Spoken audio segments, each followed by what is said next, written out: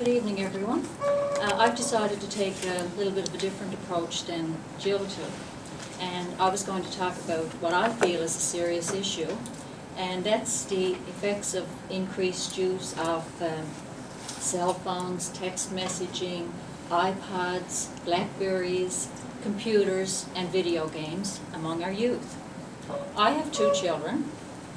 Brian is 27 and Sarah is 21. Now Brian, he's away right now, he's in Calgary, and Sarah is living with me still.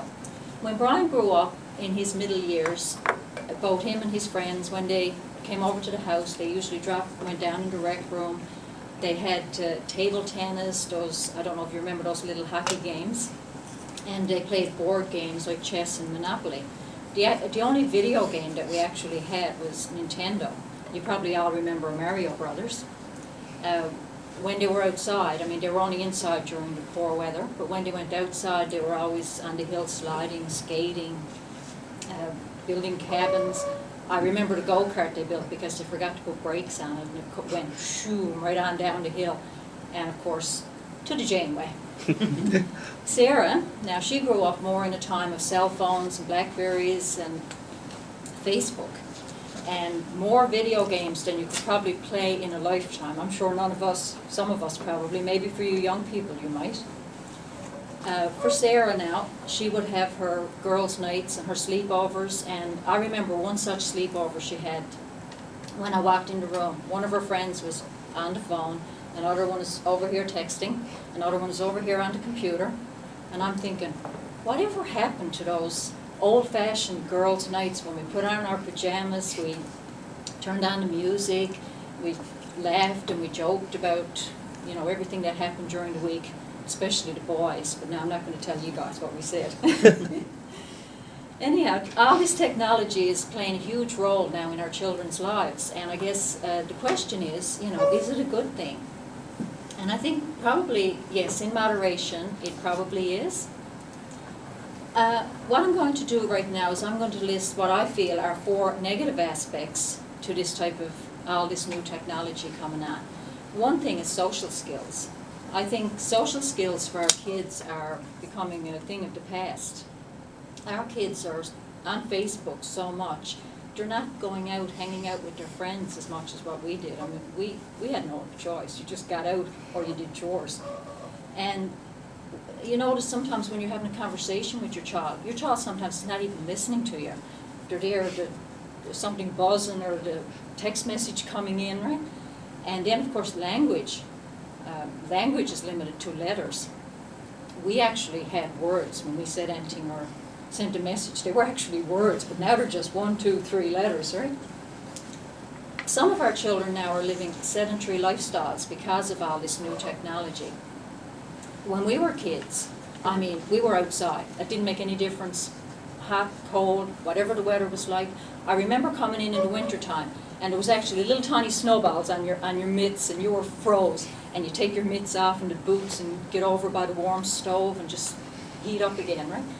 And the cheeks, your cheeks would be so red. Our kids are missing out on all that fresh air and all that sunshine. Cell phones can be very disruptive and distracting in a school setting also.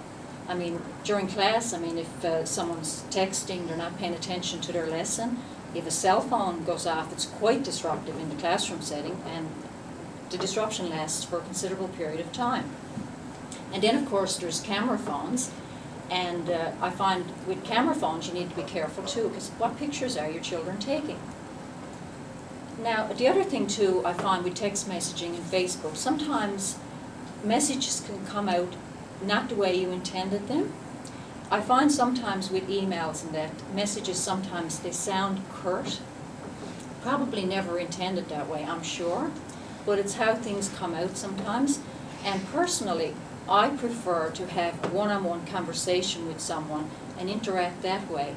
It's much more intimate and much more personal to just interact directly with another person. So this new technology is a part of our lives. It's a part of our children's lives even more so, because some of this stuff, I don't even know how to use it. So there's new stuff coming on the market every day. So what do we do about it? We can't stop it. But I guess as parents, I think there's things that we can do. And so one of these, I think it all has to do with balance and setting limits. Some of the technology is great. I mean, you got your cell phone, and if your child is over a couple of streets over with his friend, you can call him on his cell phone. You don't have to worry anymore. Everything is okay, and he's on his way home or whatever. And then, of course, there's Facebook, and Facebook for connecting with friends and family who no longer live close by, sharing pictures, stories, or just keeping in contact. It's great. I mean, it's for something like that, it's really good, right? But I think what we need to do, I think we need to limit the amount of time that our children spend on Facebook and on computers and that. We need to get them more involved in activities outside. There's all kinds of things out there. There's all kinds of clubs, there's sports, there's all kinds of different activities, volunteer organizations. We need to get them more involved. The other thing I think would be really good is to turn off all this technology when we have family and friends in. Turn off the cell phones and the computers. Spend time, get your children involved. Spend time talking to them. Get them involved in conversation. The other thing is we could also give them some age-appropriate chores. I know we had lots of them when we were growing up. They weren't all age-appropriate either. I mean, that will keep them occupied and also teach them responsibility. There's a huge world out there, a huge world, and especially for our children now, as our children are our future. And our children need to be open to all the possibilities and everything that's out there. So we need to encourage them. Thank you.